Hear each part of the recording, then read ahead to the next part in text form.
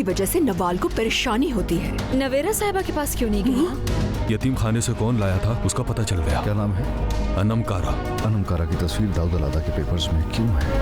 नवाल दोबारा हुमैरा के पास चली गई। वो तीनों साथ थे। मुराद को बिल्कुल भी अकेले नहीं छोड़ना है तुम्हें। मुराद को नवाल के सिवा कुछ नजर ही नहीं आता। क्या मेरी गैर मौजूदगी में यहाँ कोई आया था? सिक्योरिटी कैमरा में देख कर आओ कि यहाँ कौन आया था।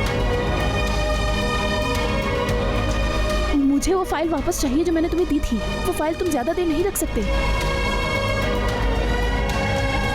अगर मैं पकड़ी गई तो तुम भी नहीं बचोगे, मेरी बात याद रखना। कोई हमारी डील के बारे में जानता है? ना ही अब तुम कभी मेरे घर आओगी और ना ही कभी इस हॉस्पिटल के करीब नजर आओ। तुम्हें क्या लगता है वो मामूली सी लड़की मेरा कुछ बिगाड़ सकती है? निकलो यहाँ से।